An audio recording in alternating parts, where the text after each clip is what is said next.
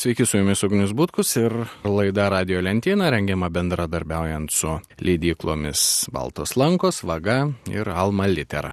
Kągi, eikime toliau ir paskutinė knyga šiandien iš leidyklos Vaga, kuri tęsia filosofijos, psichologijos kryptį ir šįkart pristato Žano Polio Sartro romaną Šleikštulys, kurį iš prancūzų kalbos išvertė Alina Kiliesaitė.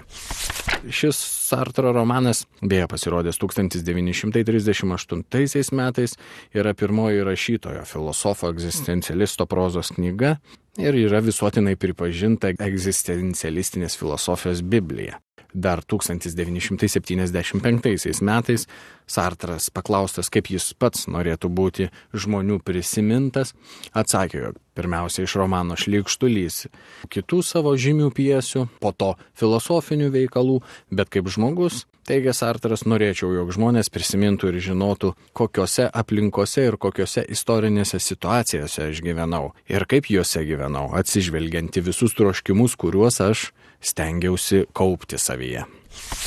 O tų troškimų, aplinkų ir istorinių situacijų, kuriuose teko veikti Sartrui, kaip sakoma, nors vežimų vežk. Štai gimęs ir žaugęs Paryžiuje, Sartras nuo pat vaikystės augo intelektualioje aplinkoje.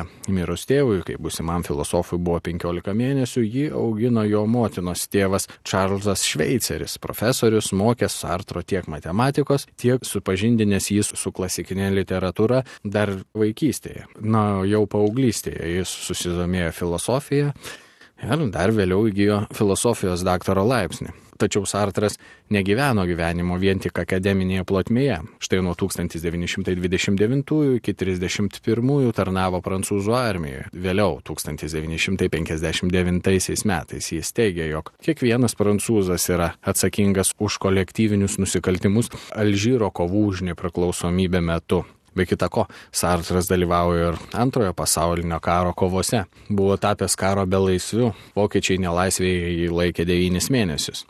Vėliau dėl prastos sveikatos jis tapo civiliu ir pradėjo pedagoginę veiklą. Taip pat su kitais bendraminčiais rašytojais įkūrė pogrindinį judėjimą už socializmą, kuris ilgai neįsilaikė, tad netrukus jis atsidėjo rašymui. Ir nors tuomet dalyvavo politinėje veikloje įvairiausiose judėjimuose ir daugelio buvo vadinamas rezistentu, kai kurių kolegų buvo kritikuojamas už pernelyg pasyvią reakciją į okupacinius Vokietijos veiksmus Prancūzijoje. Tačiau pasak Albero Camus, Sartras buvo veikiau rašytojas, kuris priešinosi, nei kovotojas, kuris rašė. Tačiau visgi politinė veikla jį lydėjo visą gyvenimą. Štai nuvykęs į Kubą, jis kalbėjo ir su Fideliu Castro, ir su Ernesto Che Guevara, kurį po jo mirties pavadino ne tik intelektualu, bet ir mūsų amžiaus humaniškumo įsikūnijimu. Vėliau, 1968 metais, Sartras dalyvavo studentų maištuose Paryžiuje ir buvo suimtas už pilietinį nepaklusnumą, tačiau tuometinis Prancūzijos prezidentas Šarlis de Golis jam atleido, komentuodamas savo veiksmą, juk nereštuotume Voltero. Taigi, Voltero.